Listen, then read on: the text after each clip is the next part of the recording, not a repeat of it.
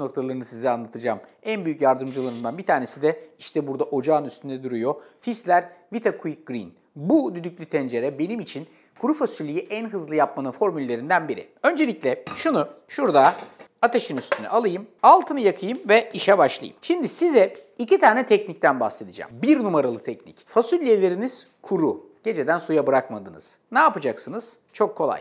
Kuru olan, yani suya bırakmadığınız fasulyelerinizi buraya koyacaksınız. Vita Quick Green'in haznesinin içerisine. Üstünü geçecek kadar su koyacaksınız ve kaynamaya bırakacaksınız. 5 dakika sonra kaynar zaten. Bir 10 dakika kadar kaynatıp o suyu durulayacaksınız. Bir daha koyacaksınız. Bir kere daha 10 dakika kaynatacaksınız. Arkasından keri çıkartacaksınız. 3. seferde artık mevcut suyuyla beraber içerisine koyup öyle pişireceksiniz. Tamam? Bu eğer fasulyelerinizi suya bırakmadıysanız yapmanız gereken, yani 2 kere temiz suyun içinde kaynatıp o sudan arındırmanız lazım. Ya da benim yaptığım gibi akşamdan suya bırakanlardansanız işte gördüğünüz gibi fasulyeleriniz biraz suyun içerisinde hafifçe şişiyor ve yumuşuyor. Standart bir tencerede yapmak istiyorum derseniz yaklaşık 1 saate yakın bir pişme süresine ihtiyacı var bu arkadaşların. Ama bizim burada hayatımızı kolaylaştıran böyle bir formülümüz varken biz hızlı bir unsurda gideceğiz. Bakın şimdi şöyle çalışıyoruz. Öncelikle ben kuru fasulyeyi bol yağlı sevenlerdenim. Sizden isteğim şu: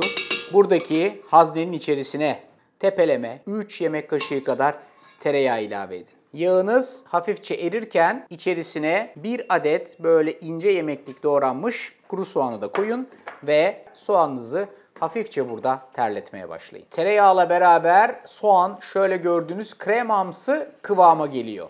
Hemen arkasından içerisine 1 adet böyle küp küp doğranmış biberi de ekliyorum. Ben içeride bu biberin görüntüsünü ve lezzetini seviyorum, o yüzden koyuyorum. Siz istemiyorsanız koymayabilirsiniz. 30 saniye kadar daha şöyle karıştırdıktan hemen sonra 1 yemek kaşığı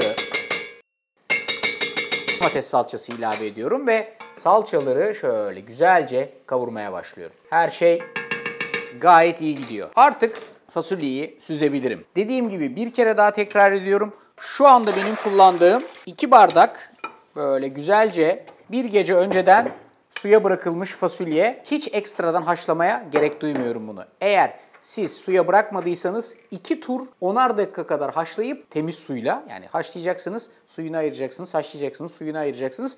Ondan sonra bu işlemi yapacaksınız. Benden söylemesi. Fasulyeyi içerisine ekledim. Tabii ki tuzunu, karabiberini, takriben 1 çay kaşığı kadar da kimyonunu ilave ediyorsunuz. Küçük bir parça da pul biber ilave edebilirsiniz. Her şeyi bir tur daha karıştırıyorsunuz. Fasulyenin tamamı içerideki salçalar ve tereyağla beraber bir araya gelmiş durumda.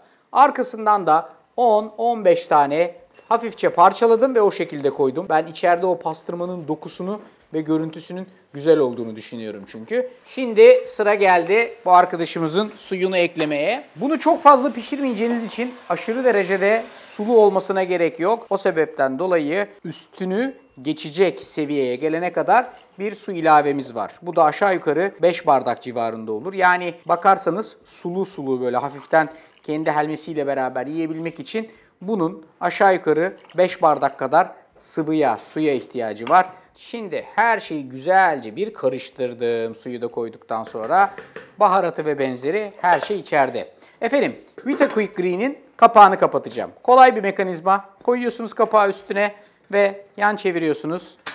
Klik sesini duyuyorsunuz. Klik sesini duyduktan sonra işiniz tamam olmuş oluyor. Şu anda yapacağımız şey içerideki ısının pişirme derecesine gelmesini beklemek. O gösterge de işte burada. Bu arkadaş hafiften yukarıya doğru çıkıyor. Yukarı çıktıktan itibaren altını kısıyoruz ve 12 maksimum 15 dakika kadar pişiriyoruz. 10-15 dakikalık süre içinde buharını tahliye edip hafif soğuması için bekliyoruz. Gördüğünüz gibi buhar tahliye oldukça gösterge yavaş yavaş başladığı pozisyona geri dönüyor.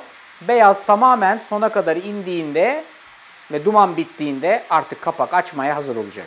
Parmağımla böyle hafifçe bastırıyorum ve buharın çıkışını aslında ben kontrol ediyorum.